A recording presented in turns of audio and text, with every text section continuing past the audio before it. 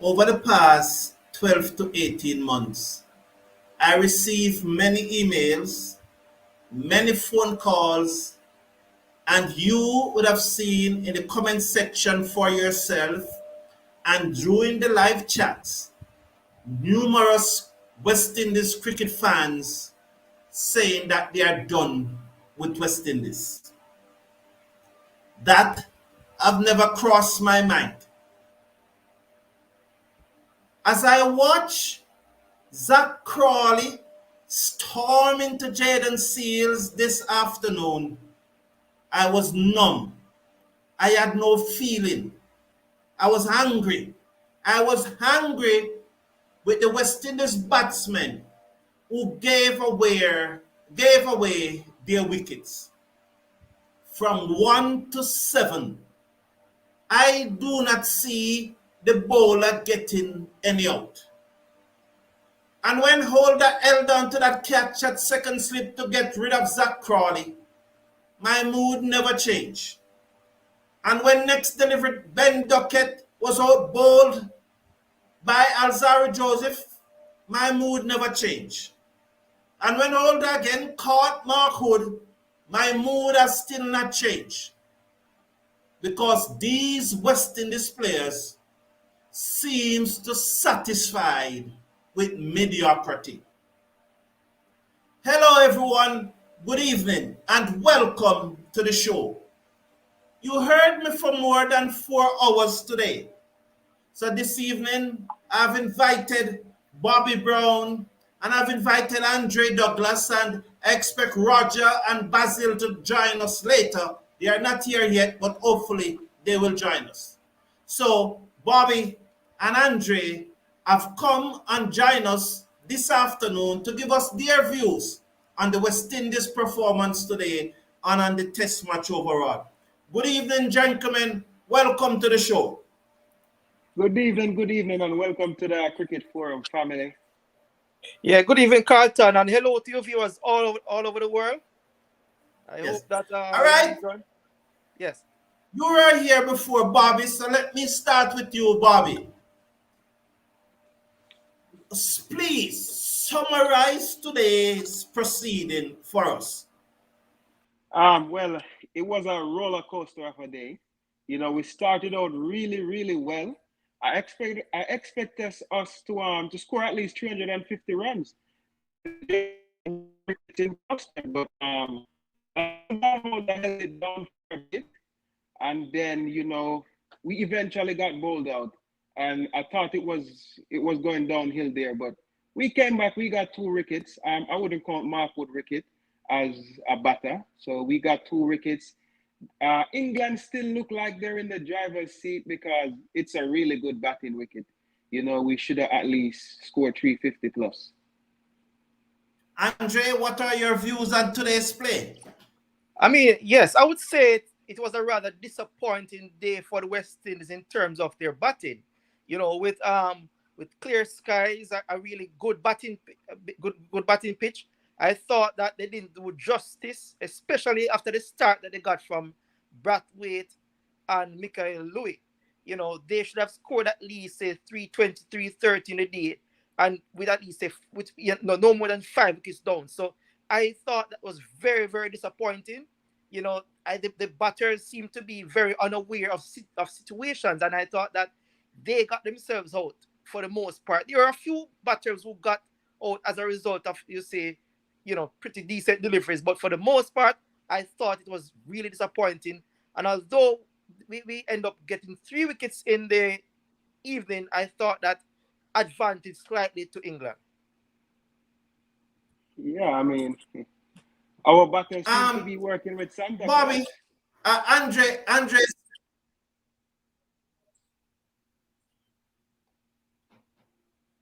Yeah, go ahead. We didn't hear you. Yes, Andre, I did not say any of the batters get good delivery. So I just want to follow up on this, Andre. Which one of those batters that got good delivery from 1 to 7? That's what I'm saying. They probably got decent enough. The one to Kurt McKenzie. Well, I missed as I said. I missed it. A few of them who got up. But the ones I saw, Kirk McKenzie said it was a decent enough delivery, although he could have. I thought he was a little bit hesitant. But well, for the most part, I thought that they gave away the wickets for the most part. Andre, and Bobby, you can come in anytime you want, Bobby. Yes. But as Andre mentioned, Kirk McKenzie dismissal. Here's Kirk McKenzie. Tell me, how is it that that was a decent delivery? I don't understand. It wasn't. The moment Kirk McKenzie walked to the crease, he looked like he wasn't going to be there for a long time. You could see it in his body language. And when he scored those 3 boundaries, I said to myself, I hope he doesn't get carried away and think he's in. And I think it was the next ball or the other ball he got bowled. I don't think that was a great delivery. I don't think so either, Andre. It was fast. It was 90 odd miles per hour. But look at Kirk McKenzie's right foot. Look at his back foot. Look where the bat shape. Look at Kirk McKenzie's head. So I do not understand how this is a good delivery, Andre. Well, I mean, it's well pitched up, and I think the pace. I think he got beaten for pace more than anything really, and he was caught a bit napping. Yeah, so you say that, not anything special, but just I say fairly decent. No, come on. There's no way Kirk McKenzie is going to get near to that ball when his back foot was on leg stump or outside leg stump at best. His right foot, which is lead foot, which should be going towards the ball, was probably 3 stumps outside the leg stump like he's running to square leg. Clearly, he never wanted to get in line. So how could that be a good delivery? Well, you're probably right about that. You're probably right. His foot movement was rather lacking. Yes. Basil, welcome to the show. How are you, sir? I'm good. Yes, man. Talk us through Kirk McKenzie's dismissal here. I listening to what you're saying. I agree with Andre. It was a good ball. You agree that it was a good ball? It was a beauty. It was bowled. That ball outs most batsmen, right or left-handed. No, Basil, I cannot agree with that. Bobby, you agree with what Basil and Andre saying? No, I don't agree with that. I would like to ask Bobby if he has ever faced a left-hand fast bowler that could bring it back into the right-hander at decent pace. If he's ever faced such a bowler. A lot of people, let me finish my point. A lot of people Monday morning quarterback, your head should have been there, your foot should have been there, and all of that. Let me tell you something from somebody who got experience. Me play the highest level, but I played bowlers who bring that ball back to you as a right-hander is the most dangerous bowler for a right-handed batsman, a left-handed bowler doing that. And the only problem I have with McKenzie is that McKenzie, I don't know if he did his homework. Mr. Wood bowls that ball consistently. He is known to swing it back into the left-hander at pace. Yeah, all right, Basil, I agree with you. And gentlemen, you can, all right, go ahead. So therefore, McKenzie should be looking for that ball, right? But he did not play like he was looking for that ball. Hence, he got defeated. Well, I was on commentary at the time, and I was preaching that every one of these batsmen need to look at the ball coming in back. But Basil, I agree that it was an in-swinger, fast in-swinger, pitched up to the left-hander, coming back to him from over the wicket. Yes, that's a dangerous delivery. But he was nowhere near the line of the ball, Basil. He was going to square leg instead of trying to come in line. Here, I am not denying that. Hear what I said? If he was looking for that ball, right, the bat would be coming down straight down the pitch or towards the mid-on side of the stumps. Not looking to hit that ball through the offside. No, Basil. I wish this was a front-on picture, and you'd have seen how far outside the leg stump that right foot is. If there were 3 other stumps away from the leg stump, that right foot would have still been outside leg stump. They got a video I posted in your chat with the actual dismissal. The replay. Yes. Of the actual dismissal. And you could see that when he get the ball, as I said, I agree with you, he was in no position to play that ball. Because the foot, as you correctly said, his right foot was down down on the leg side, right? That foot supposed to be more towards the middle stump, and the bat coming straight down on the off stump. So the ball, when it swings in, is one thing it's gonna hit is the bat. But he looked to open up the offside with that ball, and this is what we say about a batsman. When a ball comes back into you and you open up to go through the offside, we saw you open up the gate. Right? He opened the gate. Remember, Andre and Bobby, you can come in anytime you want. And I'm not belaboring McKenzie here because I think there's some skill there. And I think if they work on him and he takes the responsibility also, he can be a fine batsman. But if that ball had beat him between bat and pad, you could understand, but there was no way. But let's look at Kavim Hodge dismissal, gentlemen. Start with you, Andre. What do you think? I think it was a poor judgment on Hodge in terms of judgment. You know, it was really poor on his part. And as it's rightly said, it's a brain fade. So, you know, Hodge has to take all the blame where his dismissal is concerned. You can't blame anybody else. Not a special delivery. He has to take responsibility for that. For poor Bobby, what's your thoughts? Yeah, I think it was just like Andre said, a poor judgment, a bad mistake by Hodge. You know, me and you talk about these types of leaves. I never like to see these types of leaves. They make me very nervy. But it was just a poor judgment from Hodge. I guess he didn't realize that, you know, he's not really in Australia where the ball bounces a lot. And the ball wasn't too far out of line for that type of leave. So, you know, it was just a mistake. It was a bad mistake. Before I come to Basil, I just want to interject my bit. One, I think that it was misjudgment. Two, I think his techniques collapse because you don't leave your off stump exposed. If you're going to leave and let it hit you on your pad, so you should be on the front foot, pushing out the front foot, raise the bat above his head. And if it come back, it hit him on the pad and let the umpire make a decision. So there was a breakdown of techniques apart from, as I put there, brain fade. Your reaction, Basil?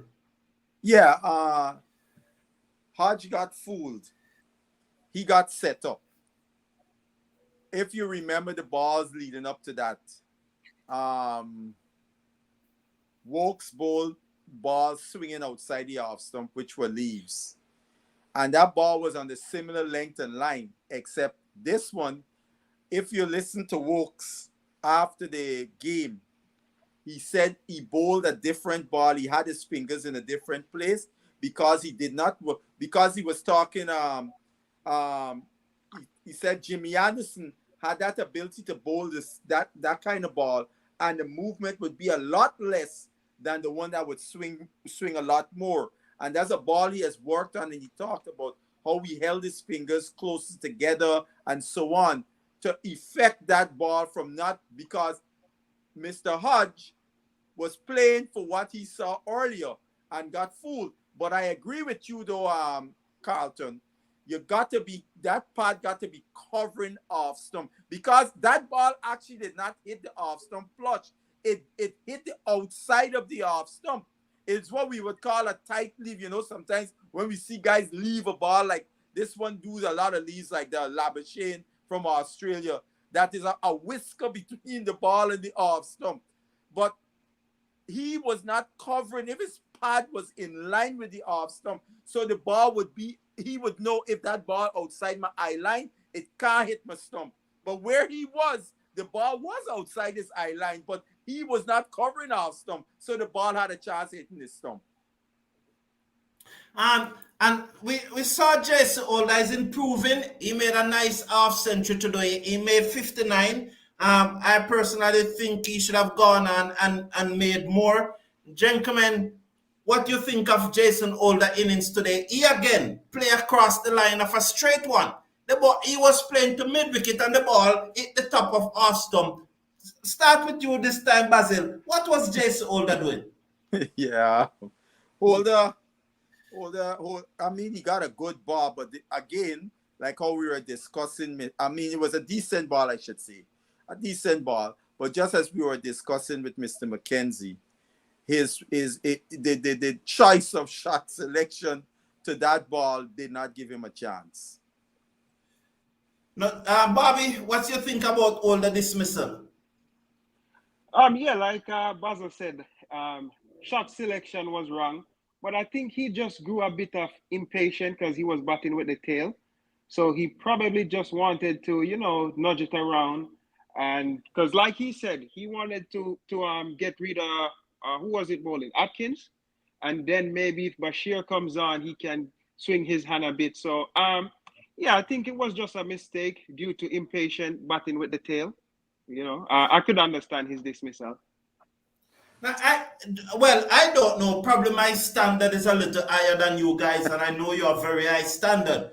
But from 1 to 7, despite what you guys are saying that the bowler did, I really think that our batsmen could have negotiated those deliveries if they were working hard to keep the bowlers out. So I got your point. Now, No, Jason Older spoke after the match. So let's see. Go ahead. Go ahead, Bobby. I'm not saying it's a great ball. I'm just saying the mistake was due to him batting with the tail, and because I believe if he was still batting with the silver, he probably would have just made a forward defense. But because he was batting with the tail, it kind of maybe corroded his brain and let him pick the wrong shot. So that's all I'm saying. I don't think it was a great ball. I like the choice of words. Bobby corroded his brain. All right. Gentlemen, after the match, Jason Older spoke to the media, and he addressed the bowler's performance after the match, and this is what he has to say about West Indies bowler's performance after the match.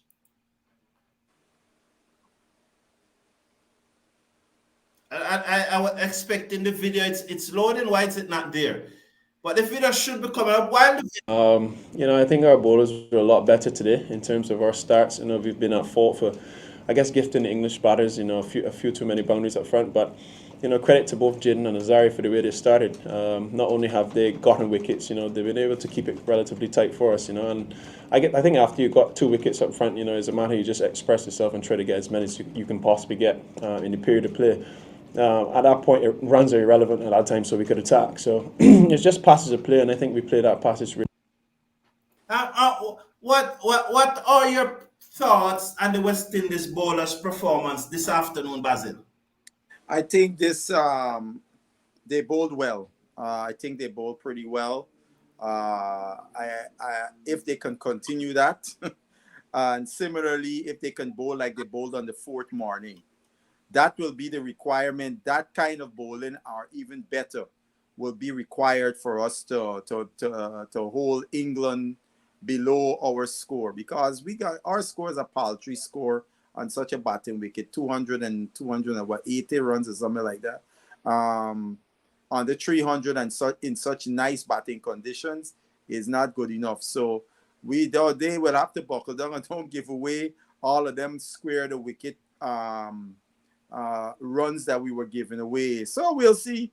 Tomorrow morning, the first session is a crucial session for our bowlers to put that pressure on the English batters to see what we could get, see if we can get a few early wickets, because we will need a few early wickets to get back to be ahead of this game. Right now, I think the game is evenly poised. Andre, if West Indies had batted until after lunch tomorrow and score 450, score 60, and you know that England score very fast. So in the 3 hours, England rack up 220 for 3.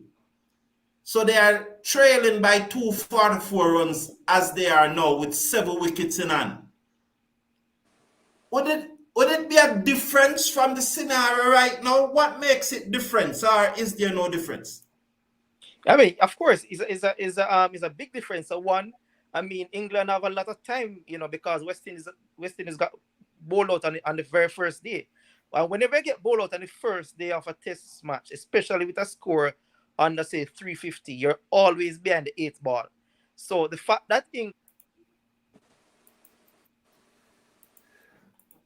Ram to Andre. We seem to have lost. Andre still got Andre, we seem to have lost Andre. We seem to yeah, go ahead, Basil. No, I mean what Andre was saying. You get bowled out and so many overs still left in the first inning is a criminal thing on a wicket that you won the toss and elected to bat because it was very favorable batting conditions, right? Yeah, we got 3 wickets, 2 of them, the 2 openers. I don't really count Wood. And England still has Root, Pope, the captain, the Brook, as well as the wicketkeeper. So they still got 5 capable batters that we got to and even Woakes. Woakes is a capable batter himself. That we gotta keep under that paltry score, in my view, of 282. So our bowlers gonna have to really put up their hand in these conditions because the ball did swing a little bit at times for England. I don't know if our bowlers got the same capability. We will see what happens tomorrow because 3 of our bowlers that can be called upon have not bowled as yet.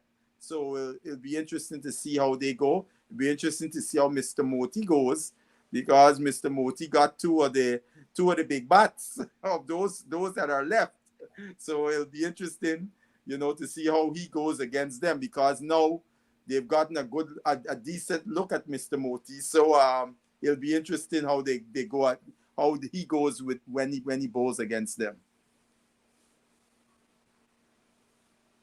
What's your view on the interview from Old? You heard him, Bobby? Yeah. What's your view, Bobby, on what Old have been saying? What Old has been saying, seems to me he's saying like he's there to guide the youngsters. Not too sure about that. I want him to make the team as a capable player. I'm talking about we played that clip has not yet been played. Oh, which one of the clips? The bowling? Yeah, regarding the bowling, yeah. Oh, I think we did a pretty decent job. I didn't see the first 4 overs. I know when I started to watch it back, Jayden Seals just got Crawley and they took 18 runs from his 2 overs. So I didn't see how his 2 overs went. But I think it was a pretty decent bowling effort. England, just like the West Indies batters, gave us some wickets. I'm very glad for that. I'm very thankful for that. But it was a decent. I wouldn't say it was great, but it was decent. I like the fact that we started with a sweeper. We didn't give them any free boundaries. I like that from Craig. But it was a decent effort. We got to come out tomorrow with the same type of effort, even more. I And like Basil said, it will be fascinating to see how Moti operates against these batters.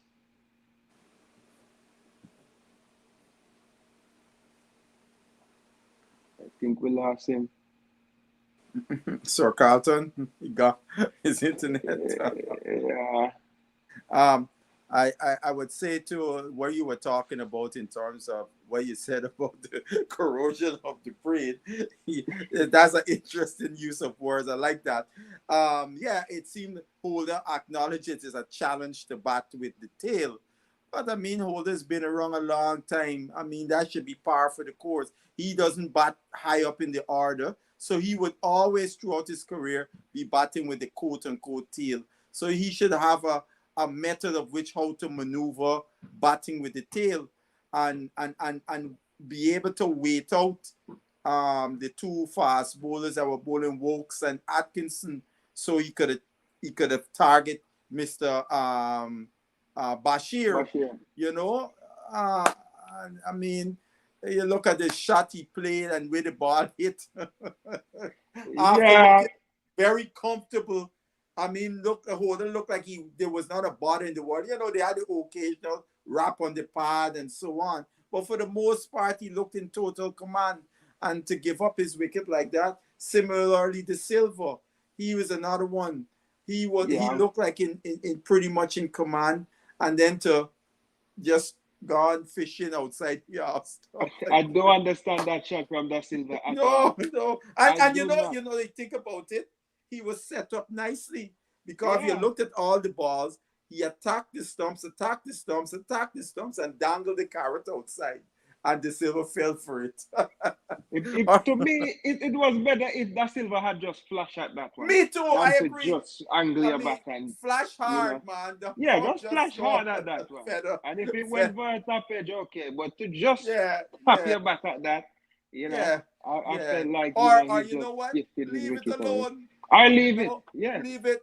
I remember. I think at the stage where he got out, I was trying to get past the two spells from both Woakes and Atkinson. At that stage, I think the ball started to do a little bit more. It was quiet for a bit, but then it started to swing a bit more. Just trying to get past that phase and then try to be a little bit more expressive to whoever else was to come after that. I knew Woody was deep into his workload in terms of the amount of overs he was asked to bowl, and then obviously coming with a sharp ball plan on a very slow wicket, it takes a lot of effort. So I wasn't really expecting him to come back too soon after. So maybe if Bashir would have came back, I'd probably try to push the game a little bit. At that stage where I'm sure Stokesy would have set the field back for me and put the pressure on the other batter to make the score move. So just unfortunate, the ball I got, it was a decent ball. It swung pretty late after it started to look to leg. But having said that, was happy, the way I battled through it and, was able to get, a start.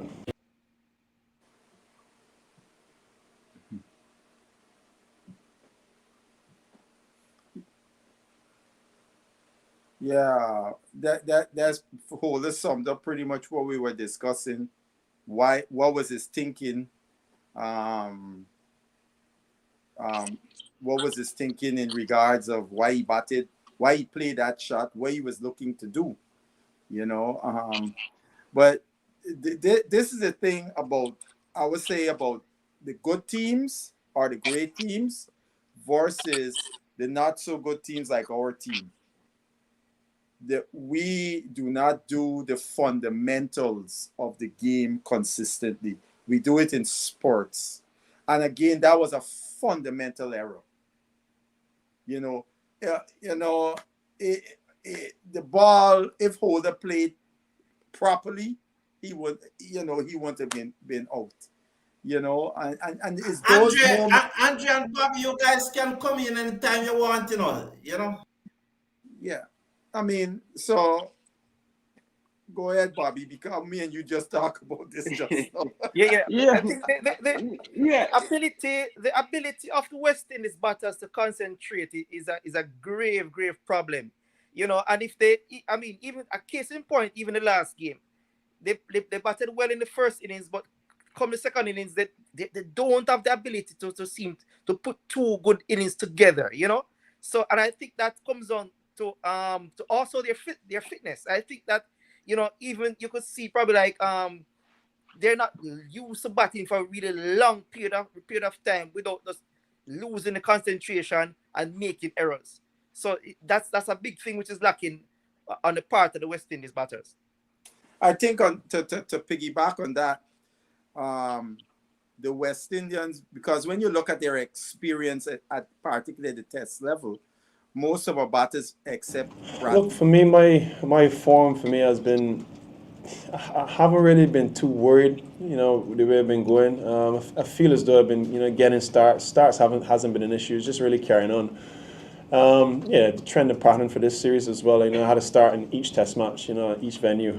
So it's just a matter for me to, again, dig deeper. But sometimes it becomes difficult batting with the lower half, trying to shepherd the tail, and that's another challenge in itself. So my last series prior to this was against India last year, which was a quiet one as well. But prior to that, I got a half century in South Africa. So I mean, it's just been a real sporadic journey for me in the last year and a half in terms of the amount of Test cricket I've played and the amount of Test cricket we have played. Just take it as it comes. To be fair, I'm not really one right now to be milestone driven. For me, it's more or less trying to drive the culture in the group to get us better, and I think we need to just continue to move in an upward direction, and that's just my main goal at the moment. I continue to play each and every test match for West Indies I can possibly play, just to help guide the group and enjoy playing with these boys. So look, tomorrow brings another challenge, and I'm really looking forward to that, and I'm sure each individual in the dressing room is.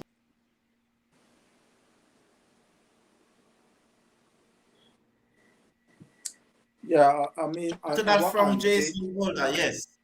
The thing what Andre was saying in terms of the fitness and so on, I think the experience or the lack of experience of our batters come true. You're seeing it here because guys playing 4 or 5 test matches, 6 test matches, 7 test matches. This kind of pressure, consistent bowling, coming at them ball after ball and so on, is not something that they've used to, they've experienced.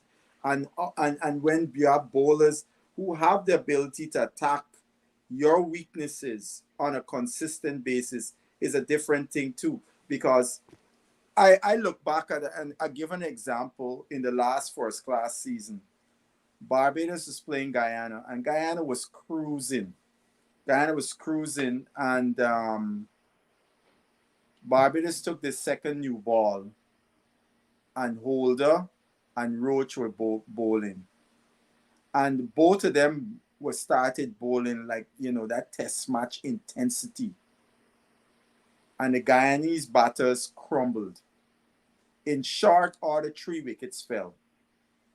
And I was looking at that and saying, you see, these guys now getting tested with some test match level bowling. And they showed they weren't capable. But our guys don't get enough of that.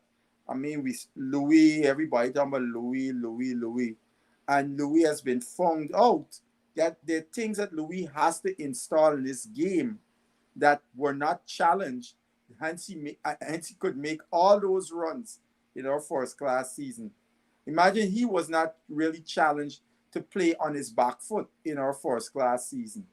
And for an opening batsman to not have a back foot game, to me, is a sin as far as I'm concerned. Because as an opening batsman, you facing up the hard new ball. You're not going to get balls to drive. Guys don't give you balls to drive with the new ball at international cricket. So you got to have a very capable back foot game. And he doesn't, imagine that. A guy get to the highest level as an opening batsman and doesn't have a back foot game. But I mean, I would excuse Louis for right now because he only played 7 first class games. Of course, yeah. Well, So if he doesn't fix that, because he got out 4 of his 5 innings the exact same way. So I hope he knows, he has work to be done. He have to figure out that back foot play because they're gonna live on that.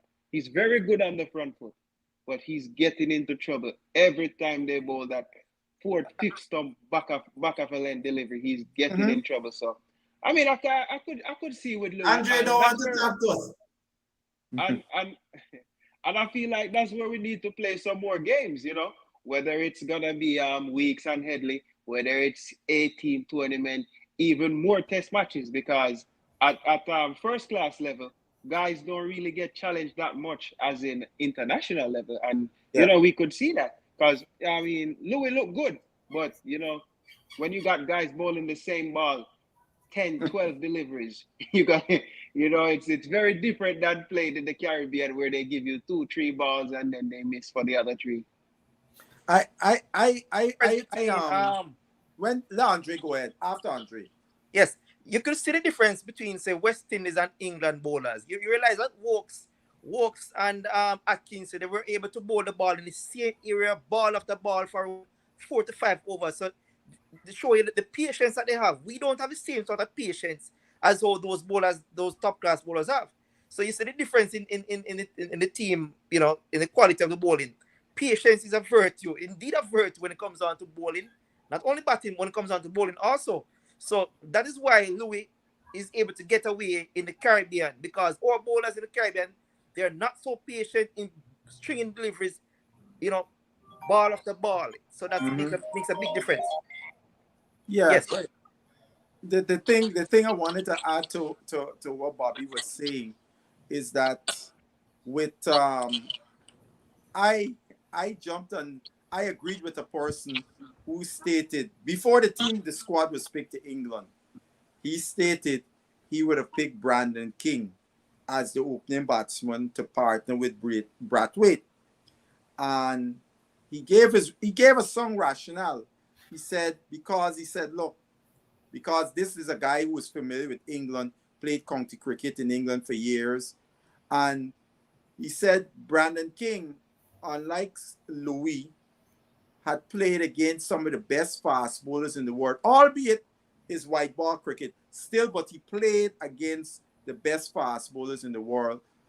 So he faced international fast bowling. So and then the other virtues of Brandon King as a batsman, he felt he would have chosen Brandon King. I agreed with him for that reason. I'll tell you, when Louis made the runs, and this is not Monday morning quarterback, when Louis made the runs in our team, my first inclination, A team, was not going to the test team. I said A team because I watched him. I remember 2 of the hundreds against Guyana. And Guyana bowling attack had some Mickey Mouse medium paces on the team. It wasn't bowlers who really could challenge Louis, right? I mean, kudos to him. He made 100 in separate innings. But looking at the quality of the bowling attack, and then going to send a guy to England where conditions are, is a different kettle of Thank fish. you, Basil. Thank you, Basil. We're going to welcome Roger, and I'm going to ask you guys to react to the comments on the screen. So the first one there, Roger, you can take it, and you guys can just continue as the comments come up, right? So I'm not necessarily going to be Right. So the first comment, we have a good chance of winning if the bowlers turn up and better batting next innings. A champion, I like your confidence. Obviously, I think currently we can say the game is evenly poised in a sense, but we know that, Joe Root's at the crease. So we have a small score. It's a small matter of 282, and 1 or 2 good partnerships is all that's really needed. So I would say we don't want to put the cart before the horse. Tomorrow we have to see how the guys go, and if we can continue to be consistent and take regular wickets, then maybe we can challenge. But for me, I don't necessarily think. We'll be getting England out for under 350. I agree with you. If we do, I'll be very happy. As long as a big partnership around the corner. I mean, the key man is Root. I feel like if we get Root out, we can get them, restrict them to under 350, 320. No, don't put it down to Root. Yeah, there's Ben Stokes. All of those guys, Bobby, Brooke, Root. You say Root, Brooke, Pope, the captain. We ain't got the best of Mr. Well, Stokes yet in this series. And yeah, even but the wicket And keeper, the wicketkeeper. Yeah. And even Woakes. Woakes is a very capable batsman. well, I mean, I think Pope is soft. I think we just gave him some runs. I think Pope is really soft. Right. Brooke, I feel like if you starve Brooke will give you a chance. If you starve him, he's gonna look to score. So the only man I'm really scared of is Root, and if Stokes decide to turn up.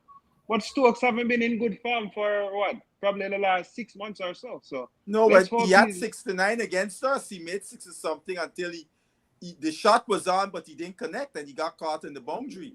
Yeah, So that's true. he was batting well in that inning. That's true. But I don't feel like he's on top form right now. Yeah, well, guys like them could come into farm in a hurry. I hope not. Yeah, Jason Holder. His stock is increasing. What is that? Oh, I think you mean it's stuck. It was stuck on. It was stuck on. Stuck on the crease. Yeah. Lazy It's shot. stuck in the crease. Oh. Yes, no excuse for Jason Holder. It's nothing. It's a nothing ball for his experience at bowling. Yeah. Well, I don't know if it's a nothing ball, but it tries a shot. What's the what problem? But generally, guys, though, I mean, how do you feel Jason looked overall? I mean, I think he's slowly coming into his own as a batsman. Yeah, I think like what he said in his post-match interview, he has gotten starts in all the games and then gotten out. So, is a matter of him kicking on. He kicked on a little bit today. He got over 50, but still, that's something you want to kick on a little bit more. And, the thing about the query, the thing he said about the challenge of batting with the tail, that comes with the territory. When you bat 6 and 7, that's who you're going to be batting with. You're rarely going to be batting with a frontline batsman when you're batting at those times. Not to say you wouldn't, but a lot of batting will be done with the tail. So that's par for the course. So what I realized, Jason Holder always seemed to enjoy batting with the wicket keepers, whether it be Dowrich or whether it be in this case or wicket keeper right now. He enjoys batting with them with the silver. But as soon as the wicket keeper gets out and he has to bat with the tail, you realize that he's not so he's at all. But as long as another batter is there, you'll see him bat pretty well. But he doesn't seem to enjoy or relish batting with the tail at all. I think he started to lose it when Alzarri got out. Alzarri swung at 2 balls. He went to him, talked to him, and Alzarri did again, and then got out. And I think that just set him off. I think that just he's like, you know what, I'm tired of this. Because what I realized was Alzarri was batting. The 4th ball, Alzarri was getting a run. Jason Holder go there, they bowled to him. He defended, give Alzarri the over again. So he was trusting Alzarri. Then Alzarri just said, you know what, I'm going to go for it. Of course. But guys, you can't blame Alzarri. He's a tail ender, That's what tail enders going to do. But generally, do you guys see Jason as a test match number 6? Not yet. Not yet. He's looked good, but I don't think he's going to be the guy going forward. They're gonna figure. We want to take the press. We want to take the comments and we want to take the comments and we want to go through this as quickly as possible. So, all right. I agree with it. I agree with the comment, but I have a caveat. We playing a team against South Africa coming up, right? I'm not rushing Carty into the test team. Cork McKenzie could find himself looking outside in, because you still remember you got people like Roston Chase, who is not in the mix. That is somebody that you could bring into the middle order, not necessarily to bat at 3, but somebody you could bring into the middle order. So McKenzie will have to do something in the second innings to retain his spot going forward against South Africa. Yeah, for me, unless McKenzie can We're not here, Andre. You're muted, Andre. You're still muted. Hello? No, Yeah, we can hear We're you. hearing you. Yeah, I was asking, isn't Chase going to be playing in the Canadian League the same time the West Indies will be playing South Africa? Yeah, but if selected, he can leave that, right? Oh, okay. I thought it was Yeah. Yeah, Yeah, I so mean, just to say something on this post now. I would bring Carty. I feel like McKenzie's, I don't know. I have no confidence in McKenzie. None whatsoever. He None. has no confidence in himself. I feel like McKenzie have to just go back to A-team cricket or even some club cricket. I have absolutely zero confidence in him. He looks like, he's just there trying to get a 20 or 30.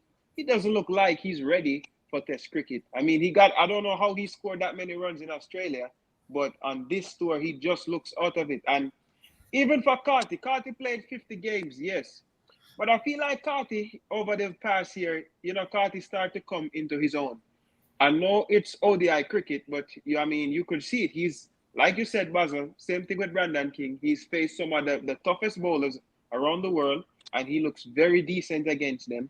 So I think Carty's ready. I think Carty should be playing in South Africa, against South Africa. I put Carty in the A-team. Yeah, I agree with that, guys. I think McKenzie looked very out of sorts, to be honest. And technically, he's not very out as far as Test cricket and the highest level is concerned. For me, as you guys know, Brandon King, Shea Hope, one of those two guys would be my choice in the middle order. But I wouldn't be upset to see Carty. But I would rather see King or Shea. Mm-hmm. Me too. See this comment here.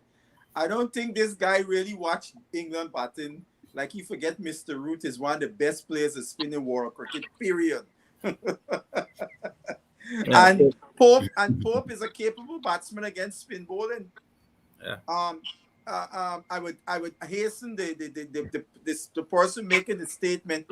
Go back and check the scores against Australia. In the recent past, and Australia has one of the best of spinners in world cricket, and see what some of the English batters scores against that player. I think even Ben Duckett did pretty well in India. Oh yeah, Ben Duckett did a whole lot even in Pakistan. Mm-hmm. It was driving me nuts how this guy was sweeping the Pakistan spinners at will. Right, so I think this person going off of England getting beaten in India last year to make a conclusion that is not necessarily so.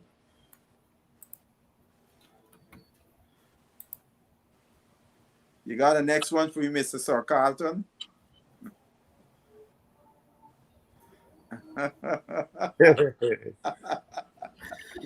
McKenzie should stay in England and go work with Toby Radford. All right, next one, Carl.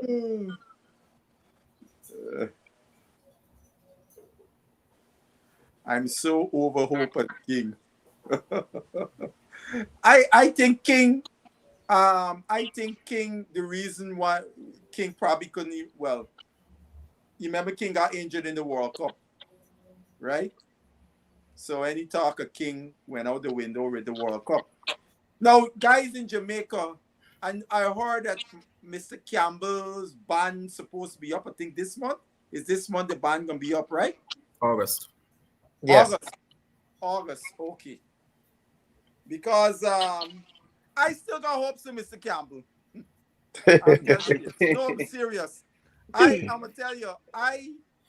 When Campbell really pissed me off when he get banned.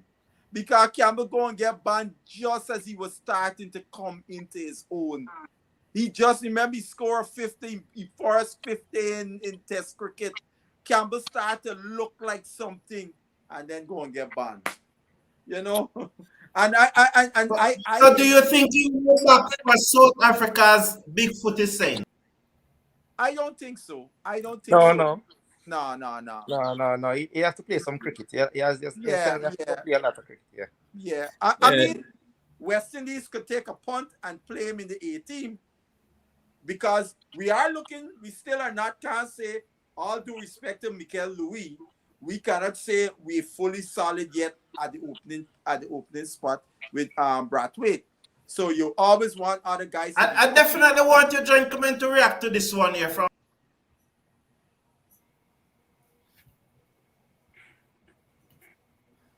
I agree.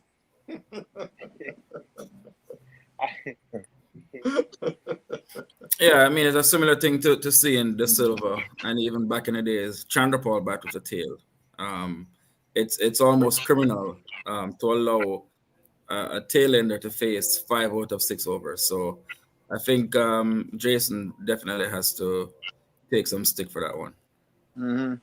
I mean, I wouldn't go that far to say he got to get some stick. Yes, I man. think he was just having confidence in Alzarri, because Alzarri can really do a thing if he wants to, but Yeah, but Alzarri just wants to beat the ball. So far too often you he know, has brain fades, What Alzarri. what was the partnership? How many runs did the partnership make in those 36 balls? You remember? maybe 20, I think. I know Alzarri made 15, and with a couple known balls and stuff. So Yeah, Imlak, I don't think Imlak. Yeah, I wouldn't be rushing Imlak into the team right now.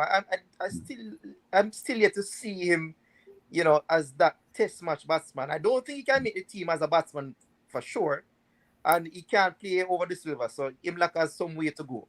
Mm-hmm. yeah, the only way I can see Imlak playing if Da Silva gonna play as a pure batter and Imlak keep. Other than that, I can't see Imlak in the top 6.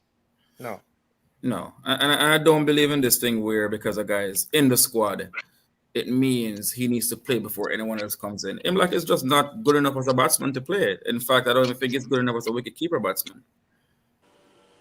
Imlak, again, Imlak got to play more A-team cricket and show me at the A-team level. I ain't going. He make runs at the regional level, but that is not enough to convince me. You gotta make runs at the next level for me to say like, yeah, we gotta get Imlak in there. But until he does that, as we would say, the jury still remains out. Only Joe Root is a proper batsman. The rest of the batsmen could score, but out easy. No, not at all. What are you talking about? That person needs to look at those players' averages. Yes. I'm going to say something about it. Yeah, I'm going to say something about that. And this is not a hot take. And I know Joe Root has the experience and he's been doing this for 10, 12, 14 years. Currently, today in 2024, I actually think Harry Brook is England's best batsman right now. Hot take. It's not a hot take. I think it is. It's not a hot take. I don't think Brook has played enough games that are played enough. No. I'm not talking about overall and history and who has the greater body of work and who is a greater player. I'm just saying today. You think so? I know what you're saying. I disagree. I know what you're saying. I still think Root is still. Yeah, but I best disagree. I hear what Roger is saying. I still going with Root. Yes, because I'm going with I think you can do worse things than go with Joe Root, yeah. Harry Brook is immensely talented batter. He has a very good record coming out. 14 averaging over 60 and so on. But I would still when teams gonna plan for England, the first batsman gonna be on the top of the list, in my opinion, is Joe Root, and then everybody else. Because Joe Root is capable against every kind of bowling. Not to say Harry Brook is not. Yeah, Harry Brook is almost a clone of Joe Root with a little more panache. Yeah, but I think about Harry Brook too. He's quite susceptible to really good short bowling. I think if you he don't play. That's true, because he has been attacked. He has been attacked with the short ball. Whereas Joe Root has no weakness. No, not at all. There's no weakness with Root. I think sometimes when guys are so consistent for so long times and they just doing it over and over, sometimes the next exciting thing. What do you think about this comment? Play Hamilton at 7, that silver batter. Which Hamilton are you talking about? No. That must be a guy from the Leeward Islands. It is. There's no place in. Go ahead. No. Hamilton has yeah. passed. Hamilton is a good wicket keeper, but Yes. I don't Yeah. think he's test material. He's a good glove man. Yes. But I don't think He he's is a test better material glove man right than now, De Silva. or ever. But there's Yeah. no place in Test cricket these days for a pure specialist keeper who doesn't No. bat. You No. gotta Having yeah. him, You have to bat. and then gotta and make up De Torque. Silva is probably not Torque good enough for the to five make our back. team as a specialist batsman either. I agree with that too, Roger. I've heard a lot of people push De Silva up even to open. My position is that if De Silva opens, he will have a very, very short test career.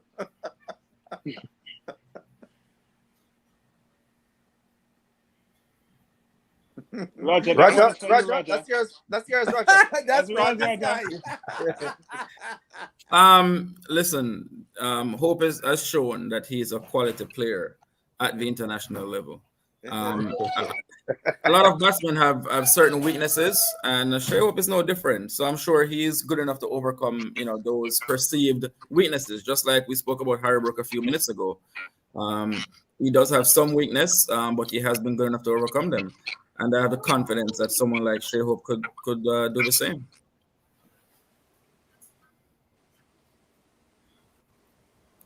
Yeah. Roger, you again, Roger. Yeah, Roger.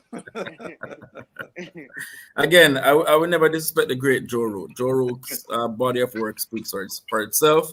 He's probably England's greatest ever test batsman. But I'm just saying, today, in July of 2024, I think Harry Brook is probably the better batsman right now. He's exciting, but don't know about that being better. Carbach, bravo. A friend of mine posted a video today. I guess Bravo was playing in the North-South game. And he said Bravo got a big belly. Bravo, give up. Yeah, I think Bravo probably, that is it for Bravo, I would think. Mm-hmm. So, what Yeah. 6 batsmen are you guys looking forward to see in the A-team squad? And would you pick Kevlon Anderson or Kevin Wickham in the squad? Yes. Well, for me, I would have Wickham. Anderson. Both too. Anderson. Yeah, both of them. Both of them. I mean, I have to have what's that guy name? Joel Andrew. Joel Andrew would have to be in there Yeah, for me. absolutely. I'm not so sure about Joel Andrew yet. No, you A-team. still need to. You got some other guys In the ahead of A-team. Joel Andrew. In the A-team, why not? Yeah. Well, They did Black not- is Gentlemen, gonna- let's have a discussion around this one. Is why it does when Brathwaite is batting, is he making the bowlers look better than they really?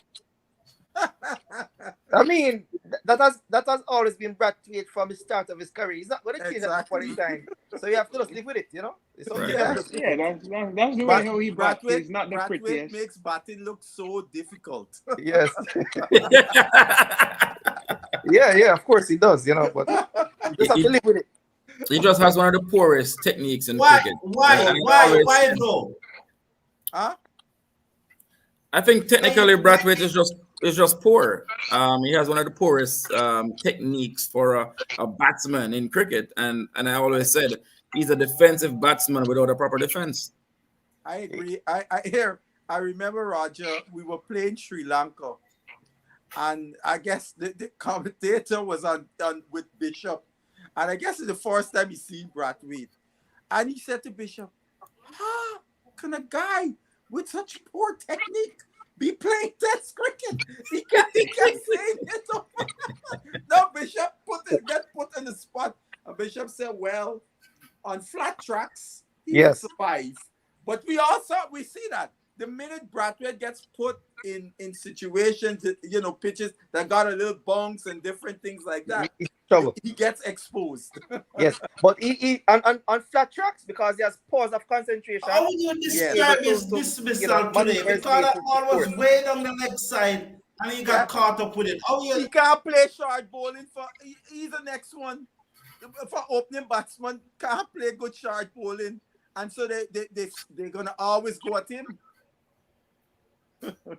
I think he looks better than the last innings though. He looks like he's working on it, and he knew they would come for him with it. Yeah, But I think he but just have to be more comfortable, when playing, and look to pull it more than just guiding it. And because every shot he played, that his hands ball he was should off have the just bat. leaned forward and let the ball go over his back and leave it alone.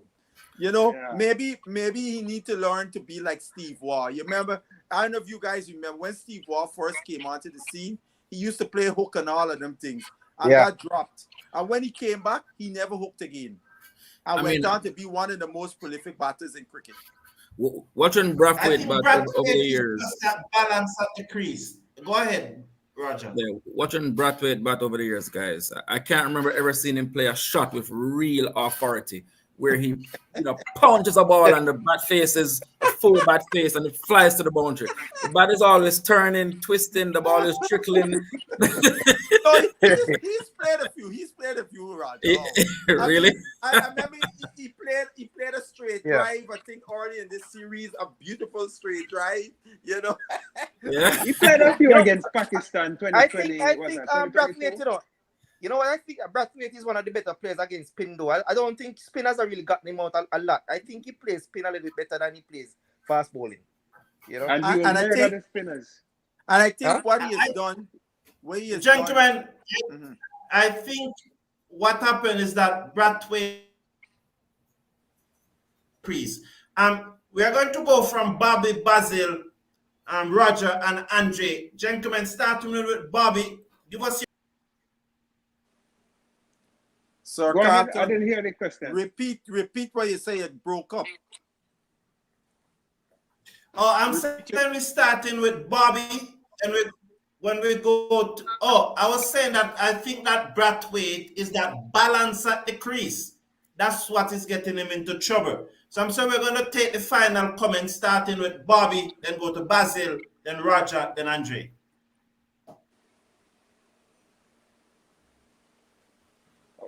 Okay. I think we answered this comment already. You gonna change the comment? Are you on my comments on the match?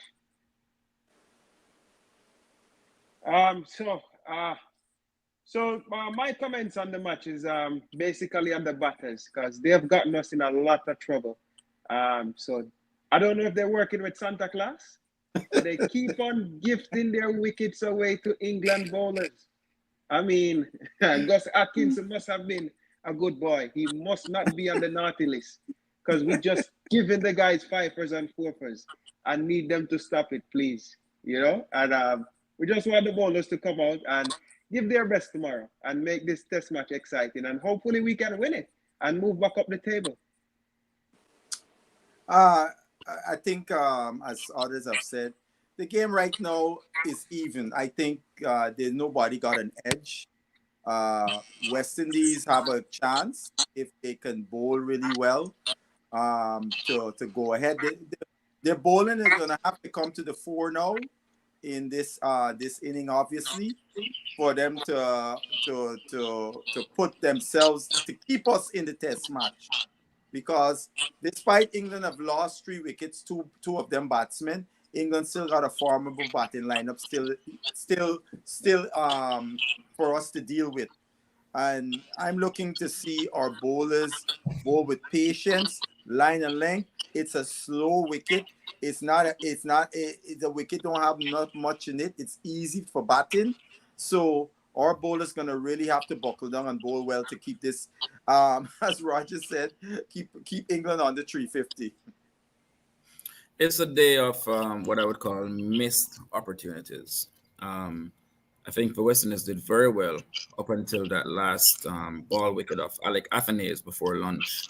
And I think about what the day could have been had Athenais gone to lunch without losing his wicket, you never know. Maybe West Indies would have been 350 to 400. But having said that, we have, where we are right now. We have a fairly modest score. And the bowlers are just going to have to come to the party. They started well today. The good thing is the Duke's ball is not known to swing a lot early, but it is doing quite a bit right now. So hopefully tomorrow we can come back, apply the same type of pressure. What was being said about the West Indies team before we went to England was that we have an excellent attack. And it's time for our attack to come to the fore and show how good we are. And most importantly, we're going to have to hold on to every single half chance, every single chance that comes our way. And if we can do that